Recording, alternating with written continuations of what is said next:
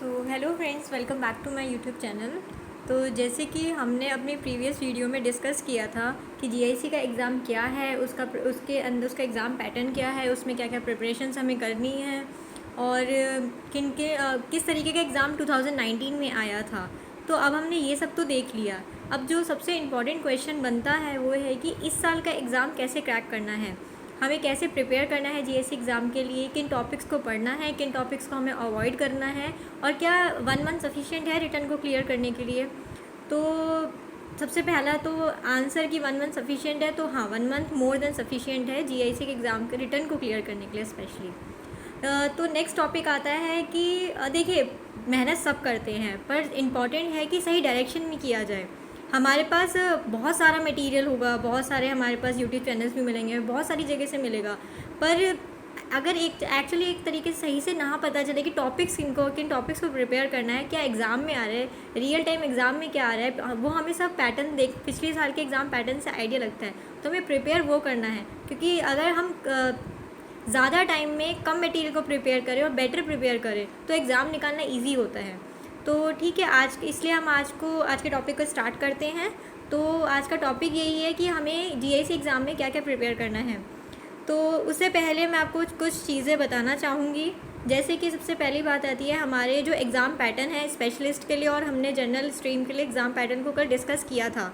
इनमें एक दो चीज़ें और हैं। अब हम ये भी डिस्कस करेंगे कि एग्ज़ाम में ये सारे पोर्शन कितने कितने मार्क्स के हैं, कितना आपको टाइम अलॉट होगा और कितने क्वेश्चन इसमें आते हैं। तो देखिए, सबसे पहले बात आती है कि ये जो एग्ज़ाम होना है, जो कि रिटर्न है, वो आपका 2 लैंग्वेज में है, बाइलिंगुअल है, यानी वो हिंदी और इंग्लिश दोनों में मिलेगा, अवेलेबल होगा स्टूडेंट्स के लिए। जो स्टूडेंट्स हिंदी में अटेम्प्ट करना चाहते हैं वो हिंदी में अटेम्प्ट कर सकते हैं, और जो इंग्लिश में करना चाहते हैं इंग्लिश में। बट ये जस्ट पार्ट ए और पार्ट बी के लिए एप्लीकेबल है, पार्ट सी सिर्फ इंग्लिश में होगा क्योंकि वो डिस्क्रिप्टिव है, वो इंग्लिश लैंग्वेज चेक करने के लिए ही है। अच्छा, दूसरी मोस्ट इंपॉर्टेंट बात है वो ये है कि नेगेटिव मार्किंग। तो हाँ, नेगेटिव मार्किंग इस एग्ज़ाम में है 0.25 की, यानी 1/4, यानी अगर आप एक क्वेश्चन गलत करते हो तो उसके जो आपका मार्किंग होगी वो 1.25 कटेंगे आपके। तो इस तरीके से नेगेटिव मार्किंग भी है इस एग्ज़ाम में। ठीक है, नेक्स्ट बारी आती है। अब हम सबसे पहले बात करते हैं जर्नल के लिए, जो हमने जर्नल फील्ड से अगर हमने फिल करा है फॉर्म को, तो उसमें जो पार्ट ए है, देखिए सबसे इंपॉर्टेंट है अब हम इन टॉपिक्स को जाने कि हमें पेपर में किन किन टॉपिक्स को प्रिपेयर करना है एग्ज़ाम के लिए, स्पेशली इस एग्ज़ाम के लिए। ठीक है, तो देखिए सबसे पहले आता है हायर ऑर्डर रीजनिंग स्किल्स, या फिर क्रिटिकल रीजनिंग भी जिन्हें कहते हैं। तो देखिए, इनमें जो मोस्ट इंपॉर्टेंट टॉपिक्स हैं वो आपके आते हैं assumptions and conclusions, supporting the argument, weakening the argument, course of action. देखिए, ये सारे टॉपिक्स क्या हैं, ये सारे टॉपिक्स काफ़ी डेप्थ में पढ़ने वाले हैं, क्योंकि ये ऐसा नहीं है कि दो स्टेटमेंट बोल दिया टॉपिक्स क्लियर हो गए, तो इस तरीके से नहीं है। हाँ, हम आगे इन टॉपिक्स को लेकर भी पर्टिकुलर वीडियोस बनाएंगे ताकि हम इन टॉपिक्स के एक बार गो थ्रू कर लें और एग्ज़ाम में हमारे लिए कुछ एकदम से नया नया ना हो। ठीक है, तो हाँ, एक और इम्पॉर्टेंट बात, आप चैनल को सब्सक्राइब करना मत भूलिएगा, क्योंकि हम अपकमिंग डेज़ में इन टॉपिक्स के ऊपर डेप्थ में वीडियोस बनाएंगे और पर्टिकुलर टॉपिक को स्टेप बाय स्टेप प्रिपेयर भी करेंगे, ताकि और हम जो प्रीवियस ईयर क्वेश्चन थे उन क्वेश्चन से रिलेटेड क्वेश्चंस को प्रिपेयर करेंगे, ताकि एग्ज़ाम हमारे लिए एकदम से नेव ना हो जाए, हम एकदम से ये ना सोचे अरे ये क्या आ गया पेपर में। थोड़ा आइडिया होना चाहिए, ठीक है, कि एग्ज़ाम का लेवल क्या है, उस एग्ज़ाम के लेवल के अकॉर्डिंग हम क्वेश्चंस प्रिपेयर करेंगे, वो हम अपकमिंग वीडियोस में करेंगे। तो इसमें अभी हम एक बार टॉपिक देख लेते हैं क्या क्या आता है। ठीक है, तो इसमें आपका कोर्स ऑफ एक्शन है, कॉज एंड इफेक्ट है, फेज इंटरफेस है, इंटरफेस करना, ये सब चीज़ें आपके पास पैसेज होगा, आपके उसके में से कंक्लूजन निकालना है, आपको देखना है कि क्या स्टेटमेंट आपको जो कंक्लूजन दे रखा है वो आपको स्टेटमेंट को सपोर्ट कर रहा है, वीक कर रहा है, ये काफ़ी सारे पॉइंट्स हैं। तो यहाँ हम बिल्कुल एक अच्छे से वीडियो में प्रॉपर डेप्थ में इसको डिस्कस करेंगे कि इस टाइप के क्वेश्चंस कैसे आते हैं। अच्छा, इससे हम पहले मार्किंग देख लेते हैं। तो इसमें जो आपके जो पार्ट है उसमें 40 क्वेश्चन होंगे इन्हीं से रिलेटेड। ठीक है, और वो मार्किंग है 1 मार्क्स फॉर ईच, तो मार्क्स जो टोटल है वो 40 मार्क्स हैं। ठीक है, इसके लिए आपको टाइम मिलेगा 30 मिनट्स। देखिए, ओवरऑल जो टाइम है वो 2 आवर्स 30 मिनट्स का है। तो इस जो पार्ट ए सेक्शन है उसके लिए आपको 30 मिनट्स का टाइम मिलेगा। तो अब नेक्स्ट पोर्शन पे आते हैं। अब ये तो हमारे लिए था जर्नलिस्ट के लिए, नेक्स्ट वो हमारे लिए था जर्नलिस्ट के लिए। अब नेक्स्ट जो पोर्शन है, नेक्स्ट है हमारा अगर हम स्पेशलाइजेशन है। देखिए, मुझे बाकी फील्ड्स का कोई आइडिया नहीं है क्योंकि मैंने एग्ज़ाम नहीं दिया था, बट हाँ, मैं आपको फ़िनांस का ज़रूर आइडिया दे सकती हूँ, क्योंकि मैंने उसमें एग्ज़ाम दिया था, तो मैंने उसके लिए पढ़ाई की थी, उसके लिए गो थ्रू भी किया था, तो मैं उसको थोड़ा बहुत आइडिया आपको वो ज़रूर दे सकती हूँ। तो देखिए, अगर हम स्पेशली फ़िनांस की बात करते हैं तो उसमें आपको कहाँ से और क्या पढ़ना है। देखिए मोस्ट इंपॉर्टेंट जो टॉपिक्स होते हैं, जनरली अगर आप कॉमर्स के स्टूडेंट तो आपने 11th-12th में पढ़ा है अकाउंट्स को, जिसमें आपका फाइनेंशियल अकाउंट और कंपनी अकाउंटिंग इंक्लूडिंग है, ठीक है। और अगर आपने आगे बीकॉम कर रखा है, बीकॉम ऑनर्स किया, कॉमर्स में ग्रेजुएशन किया है, तो आपने cost accounting, managerial accounting, social accounting, काफ़ी सारे स्ट्रीम्स हैं जो कि पढ़े हैं। बट इन केस आप कॉमर्स बैकग्राउंड के नहीं हैं या आप साइंस बैकग्राउंड के, आप कोई भी आर्ट्स बैकग्राउंड के, तो कोई परेशानी वाली बात नहीं है। ये जो टॉपिक्स हैं ये बहुत कॉमन होते हैं, बहुत ईजी हैं, मतलब इनका एंड डोंट वरी, हम इसके ऊपर भी एक वीडियो बनाएंगे। इनसे रिलेटेड जो मोस्ट इंपॉर्टेंट क्वेश्चंस बनेंगे एग्जाम से रिलेटेड, हम उसको अपलोड करेंगे, ताकि जो नॉन कॉमर्स बैकग्राउंड के हैं उनके लिए सब कुछ एकदम नया ना हो। बहुत सिंपल वे में, बहुत ईजी वे में इनसे रिलेटेड क्वेश्चंस को हम प्रिपेयर करेंगे, ठीक है। सो मतलब आप टॉपिक्स ज़रूर देखिए कि टॉपिक्स क्या हैं जो हमें एग्जाम के लिए प्रिपेयर करना है। वो है financial accounting, company accounting, cost accounting और मैनेजरल अकाउंटिंग। इनमें इनसे रिलेटेड क्वेश्चंस आएंगे आपके पास, ठीक है। अच्छा, अब इसका मार्किंग स्कीम अगर हम देखें तो इसमें भी अगेन जैसे जर्नल के लिए पार्ट ए है, वैसे ही स्पेशलिस्ट वालों के लिए भी पार्ट बी है, पार्ट ए है। दोनों का मार्किंग सेम है, 40 मार्क्स 40 क्वेश्चन होंगे और 30 मिनट्स का होगा। नेक्स्ट अब आती है पार्ट बी जो कि जर्नल और स्पेशलिस्ट दोनों के लिए ही सिमिलर है, ठीक है। तो ये कॉमन रहेगा, तो इसको हम कॉमन वे में डिस्कस करते हैं। देखिए पार्ट बी में सबसे पहला आपका आता है रीजनिंग। तो देखिए रीजनिंग में हमें किन किन टॉपिक्स को प्रिपेयर करना है, तो आपके वो मोस्ट इंपॉर्टेंट 6 टॉपिक्स बनते हैं जिसमें जर्नली पेपर आएगा, जिसमें जिन टॉपिक से पेपर जनरली बनता है। पहला आपका हो गया सिलॉग्स हो गया। सिलॉग्स बहुत कॉमन होता है। सिलॉग्स आपने कई बार सुना होगा, अगर आपने कभी बैंकिंग की या एग्ज़ाम की प्रिपरेशन की हो रही है, कॉम्पिटिटिव एग्जाम की, तो सिलॉग्स आपने कई बार सुना होगा। इन केस अगर आपने नहीं करी है तो भी कोई दिक्कत वाली बात नहीं है, हम सिलॉग्स इन सब टॉपिक्स को पर्टिकुलर लेके वीडियोस प्रिपेयर करेंगे ज़रूर। तो देखिए सिलॉग्स में नॉर्मल होता है सम ARB, ऑल ARB, सम इस तरीके से हमने इस तरीके से क्वेश्चंस होते हैं उस पर। फिर डायरेक्शंस हो गया, अल्फा न्यूमेरिकल सीरीज़ हो गई हैं आपके पास, आपको वर्ड्स दे दिए जाएंगे, उनसे क्या वर्ड बन रहा है नहीं बन रहा है, इस टाइप से सीरीज़ होंगी।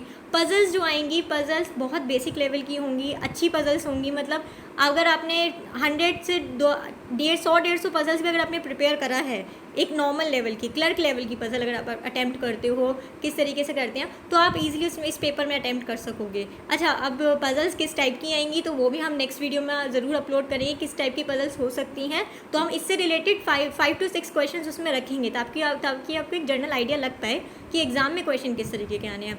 Similarly coding decoding Chinese coding decoding होती है। आपके पास वर्ड होगा, उसको कोड में दे रखा होगा, आपको आइडेंटिफाई करना होगा। इसका ये सारे टॉपिक्स बहुत सिंपल है, जो कि even with in 2 to 3 days किए जा सकते हैं। तो वो मैं ज़रूर बताऊंगी आपको कि 2 to 3 डेज में कैसे किया जा सकता है। इसके मैं प्रॉपर नोट्स आपको शेयर करूंगी ज़रूर, ठीक है। उसके बाद नेक्स्ट आता है इनइक्वालिटी भी बहुत सिंपल टॉपिक्स हैं। तो रीजनिंग के ये इंपॉर्टेंट जो एग्ज़ाम रिलेटेड है, सिर्फ ये 6 टॉपिक्स है जो हमें करने हैं स्पेशली। नेक्स्ट बारी आती है फिर इंग्लिश की, पार्ट बी इंग्लिश। देखिए अब जो हमारा इंग्लिश है, इंग्लिश में हालांकि जैसे कि एग्ज़ाम पैटर्न में हमने देखा है, वहाँ पे इन्होंने स्पेशली फोकस कर रखा है ग्रामर वोकैब पे।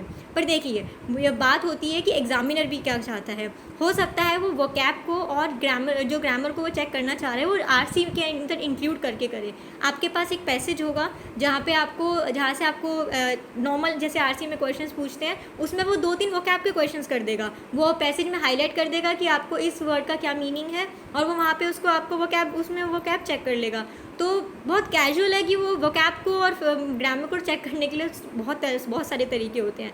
तो RC पार्ट हो सकता है एग्ज़ाम का, और कुछ ना भी करके एक RC तो आएगा ही आएगा, जितने भी मार्क्स का होगा। 25 मार्क्स का है आपका ये इंग्लिश का, तो इसमें कम से कम आपको 10 मार्क्स का RC देखना ज़रूर मिलेगा।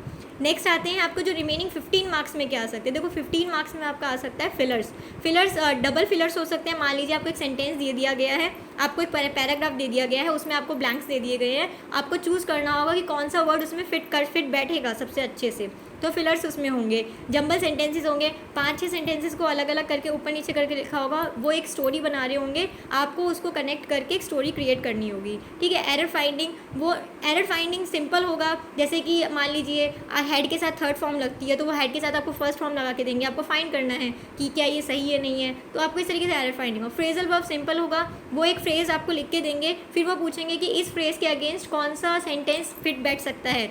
तो आपको सबसे पहले ज़रूरत है कि आप उस फ्रेज़ को सेंटेंस के अकॉर्डिंग समझने की कोशिश करिए कि वो मतलब उस फ्रेज़ का मीनिंग क्या बनना है सेंटेंस, तो फिर आप दूसरे वर्ड सेंटेंस को उसका कनेक्ट कर पाएंगे। तो हम इसके ऊपर भी आगे करेंगे। बिल्कुल काम करेंगे। नेक्स्ट आता है हमारा जो थर्ड पोर्शन है। अच्छा, हमने मार्किंग स्कीम देख ली है, 25 मार्क्स के आएंगे, 25 क्वेश्चन होंगे नॉर्मल। नेक्स्ट आता है न्यूमेरिकल एबिलिटी और कंप्यूटर लिटरेसी। देखिए, न्यूमेरिकल एबिलिटी, कंप्यूटर लिटरेसी, ये दोनों ही पोर्शन कंबाइन करके 15 मार्क्स बनाते हैं। तो इसका मतलब आपको 5 to 6 क्वेश्चंस आपको कंप्यूटर के देखने को मिलेंगे और 9-10 क्वेश्चंस आपको न्यूमेरिकल एबिलिटी मिले। देखिए, न्यूमेरिकल एबिलिटी है तो इसका मतलब डीआई का पोर्शन कंपैरेटिवली लो रहे, कम ही रहेगा, क्योंकि न्यूमेरिकल एबिलिटी आपका मोस्टली अरिथमेटिक से रिलेट करता है और जो क्वांटिटिव एप्टीट्यूड होता है वो आपका डीआई से कम, डेटा इंटरप्रिटेशन इंक्लूड होता है उसमें। तो हालांकि फिर भी है कि एग्जामिनर के मूड पे डिपेंड करता है, आपके डे पे डिपेंड करता है, बट हाँ, अगर डीआई आता है तो बहुत सिंपल लेवल का आएगा। तो डीआई नॉर्मल आ सकता है, टैबुलर हो सकता है, वो आपका पाई चार्ट दे सकता है, मतलब बहुत सिंपल ईजी वे में आप कर सकते हैं।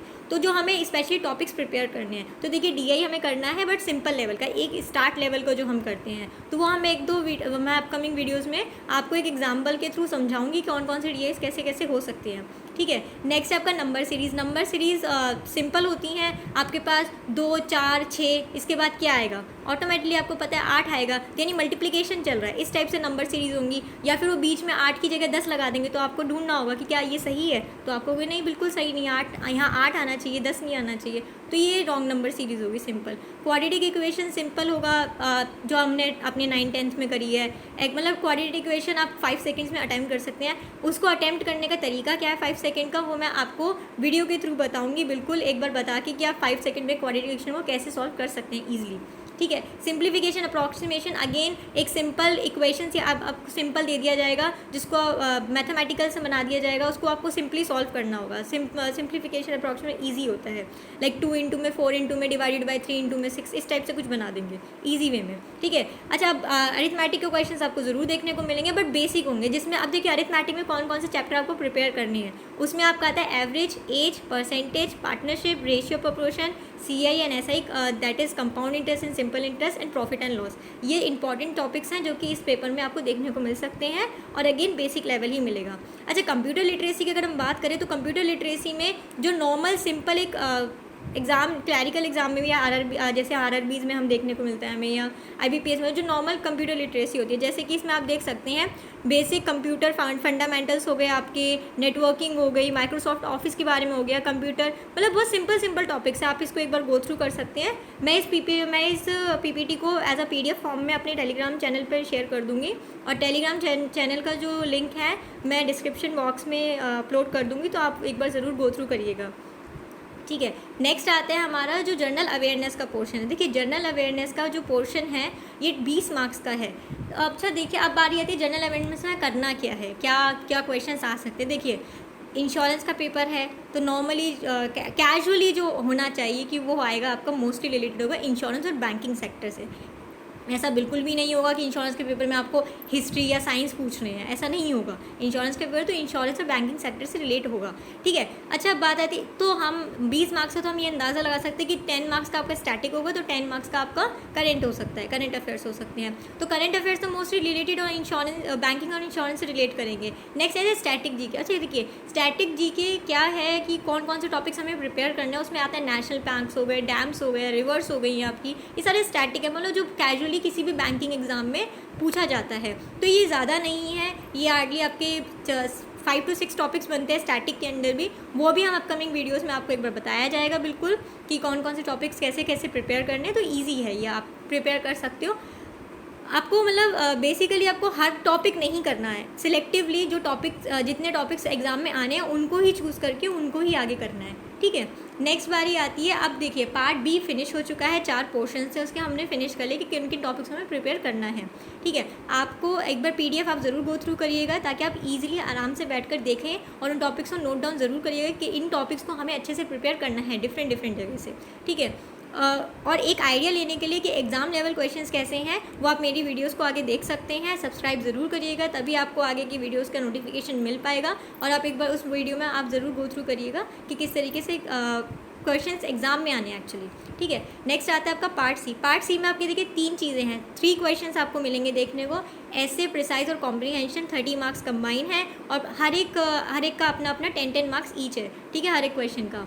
तो देखिए ऐसे नॉर्मल, अच्छा टॉपिक्स क्या होंगे, अगेन सबसे बड़ा क्वेश्चन होता है। देखिए topic can be anything related to insurance. ज़रूरी नहीं है वो आपका करेंट टॉपिक ही हो, it may be a general topic. Like जैसे कि मान लीजिए इंश्योरेंस का क्या इंपॉर्टेंस होता है किसी पर्सन की लाइफ में, किसी इंडिविजुअल की लाइफ में, या इंश्योरेंस होना चाहिए नहीं होना चाहिए, बहुत कैजुअल टॉपिक्स हो सकते हैं। हाँ, जैसे कि आप मान लीजिए इस टाइम कोरोना का चल रहा है, तो कोरोना इंश्योरेंस काफ़ी सारे बैंक्स ने निकाले थे कि कोरोना से रिलेटेड इंश्योरेंस निकाले थे। तो वो हो सकता है आपसे एक जस्ट जनरल अवेयरनेस के लिए वो इस टॉपिक पे बात करें, या हो सकता है वो इस टॉपिक को कॉम्प्रीहेंशन में दें कि आप कॉम्प्रीहेंशन में उन्होंने आपसे दे दिया और इससे रिलेटेड फिर वो आपसे क्वेश्चंस करें और नॉर्मल आप आंसर करोगे। तो इस तरीके से मतलब करेंट टॉपिक को और एक जनरल टॉपिक को कंबाइन करके वो किसी में भी दे सकते हैं। आइदर वो इसमें ऐसे में दे सकते हैं, प्रिसाइज में दे सकते हैं, कॉम्प्रीहेंशन में दे सकते हैं।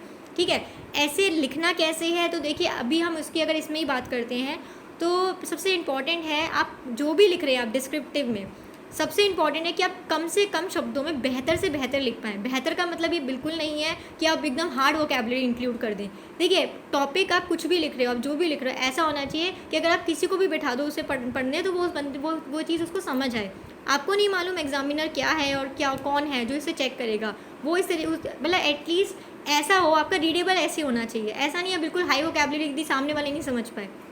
ज़रूरी नहीं है हर किसी को आपकी जितनी वोकैबुलरी आती हो, तो इसलिए तो मतलब एक रीडेबल ऐसे होना चाहिए, सिंपल होना चाहिए, इजी टू अंडरस्टैंड होना चाहिए और कंसाइज होना चाहिए। ऐसा नहीं है बस आप एक ही बात को रिपीट कर रहे हो। स्कूल या कॉलेज के एग्जाम्स बिल्कुल भी नहीं है जहाँ पे हमें ज़्यादा वर्ड्स लिखने में मार्क्स मिल जाएंगे, तो ऐसा बिल्कुल भी नहीं है। 10 नंबर का है तो उसमें हमें कोशिश करनी है कंसाइज, आई थिंक 250 से 300 वर्ड्स का ऐसे आएगा लिखने को, इतना ही आता है। तो हमें इतने में बेस्ट से भी अच्छा सा लिखना है जिसमें हाई वोकैबुलरी ना थी, पर ग्रामेटिकल मिस्टेक हमें बिल्कुल भी नहीं करनी है, ये बिल्कुल ध्यान रखना है क्योंकि ये बहुत जल्दी पकड़ में आती हैं। अगर आप ग्रामेटिकल करोगे तो ज़्यादा दिक्कत आएगी, भले आप वोकैबुलरी ज़्यादा अच्छी ना यूज़ करो। तो इस तरीके से प्रिसाइज में सिंपल होगा, आपके पास एक ऐसे होगा ऑलरेडी, वो आप कुछ लिख के देंगे, आप एक पैसेज प्रॉपर लिख के देंगे, उसमें से आपको फिर वो पूछेंगे कि आप इसकी समरी बनाइए। जैसे कि मान लीजिए उन्होंने कोरोना वायरस से रिलेटेड इंश्योरेंस पे ऐसे आपको लिख के दे दिया एक ऐसे 15-20 लाइनों का। अब वो बोल रहे हैं कि आप इसको 5 से 6 लाइनों में इसकी एक समरी बनाइए। तो इम्पॉर्टेंट है कि आपको रीडिंग हैबिट हो, कि आप उस चीज़ को समझ पा रहे हो, वो जो ऑथर कहना चाह रहा है, जिसने भी इस पैसेज को लिख के दिया है, वो क्या एक्सप्लेन करना चाह रहा है, वो क्या कहना चाह रहा है। तो ये चीज़ आपके रीडिंग स्किल्स पे काफ़ी डिपेंड करती है कि आप कितना कॉम्प्रीहेंड कर पाते हो। वो प्रिसाइज में चेक होगा और उसको कितने अच्छे से अपने शब्दों में लिख पाओगे, तो वो समरी में बनेगा, तो वो प्रिसाइज आ जाएगा आपका। नेक्स्ट आता है कॉम्प्रीहेंशन आपने स्कूल्स में और हर बार किया ही है कि बचपन से करते आ रहे हैं। आपके पास पैसेज होगा, उससे रिलेटेड 5 क्वेश्चन होंगे, सिंपल पैसेज से ढूंढ के आपको उसके आंसर करना है और ये आपको लिखना ही है, ऑप्शंस नहीं होंगे, आपको प्रॉपर उसको लिखना पड़ेगा। ठीक है, तो ये क्लियर है। इसके लिए आपको पूरा 1 घंटे का टाइम मिलेगा। अच्छा, जो पार्ट ए है उसके लिए 30 मिनट्स हो गए, पार्ट बी के लिए ओवरऑल कंबाइन 60 मिनट्स होंगे, ओवरऑल 1 घंटे का टाइम मिलेगा। तो उसमें ऐसा नहीं है कि इंग्लिश और जीके या फिर मैथ्स या फिर रीजनिंग के अलग अलग से टाइम है, कंबाइन टाइम 60 मिनट्स का होगा। ठीक है, और सिमिलरली जो हमारा पार्ट सी है उसके लिए कंबाइन टाइम तीनों के लिए, ऐसे प्रेशर कॉम्प्रीहेंशन तीनों के लिए कंबाइन टाइम 60 मिनट्स का है।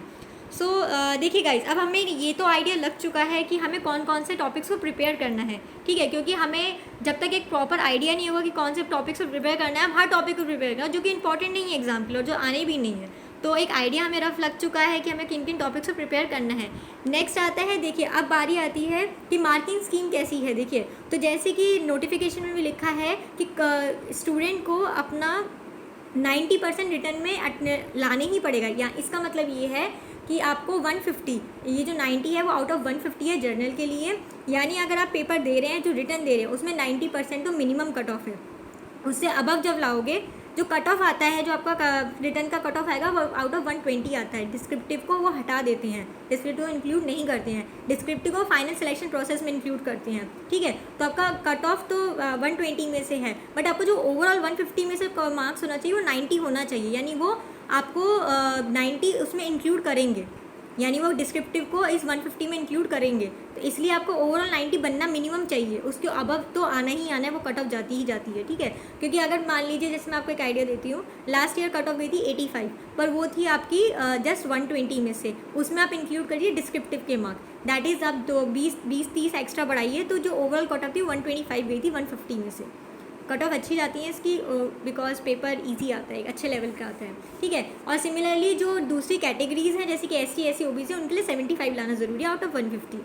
नेक्स्ट बारी आती है कि सिलेक्शन प्रोसेस क्या है। देखिए सिलेक्शन प्रोसेस हमने स्टार्टिंग में भी डिस्कस किया था। आपका पहले रिटर्न होगा। देखिए रिटर्न आपका एक टाइम पर होगा, एक शिफ्ट में होगा, सबके लिए कॉमन। एक रिटर्न होने के बाद रिटर्न होगा 150 मार्क्स का। देन आपके पास जो नेक्स्ट प्रोसेस आएगा सिलेक्शन, अगर आप रिटर्न क्लियर करते हैं तो नेक्स्ट प्रोसेस आता है GD प्लस इंटरव्यू। ये दोनों सेम डे पर आपकी होनी है और दोनों का कंबाइंड जो स्कोर है 50 मार्क्स है। ओवरऑल सिलेक्शन के लिए जो स्कोर बनेगा, वो जो मेरिट लिस्ट बनेगी वो आउट ऑफ 200 बनेगी। तो जो भी 200 में से टॉप पे रहेंगे उनको वो 200 में से जिनके ज़्यादा नंबर होंगे जो टॉप पे रहेंगे वो मेरिट लिस्ट में क्लियर हो जाएंगे, ठीक है। इस तरीके का इनका मार्किंग स्कीम है।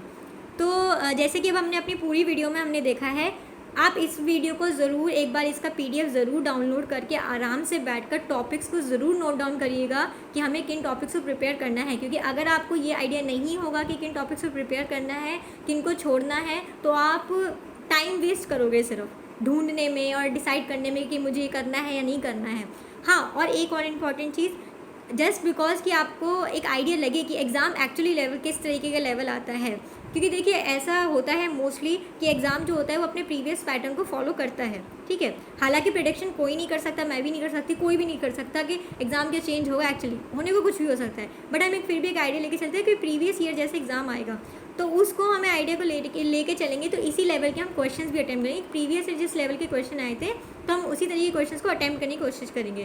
तो इस चैनल को सब्सक्राइब करिएगा, क्योंकि मैं नेक्स्ट वीडियो क्रिटिकल रीजनिंग पे बनाने वाली हूँ, जिसमें हम क्रिटिकल रीजनिंग के जो भी टॉपिक्स मैंने लिखे हैं उन टॉपिक्स को डेप्थ में डिस्कस करेंगे और उससे रिलेटेड हम क्विजेस भी करेंगे। 5 से 6 क्वेश्चन हम हर टॉपिक पे बनाएंगे ताकि आपको एक आइडिया लग पाए और आप एग्ज़ाम में जाकर रियल टाइम में आप एक्चुअली सिचुएशन को जब फेस करें तो आपको एकदम से नया ना लगे, कुछ भी आप उसको क्लियर कर पाए आराम से।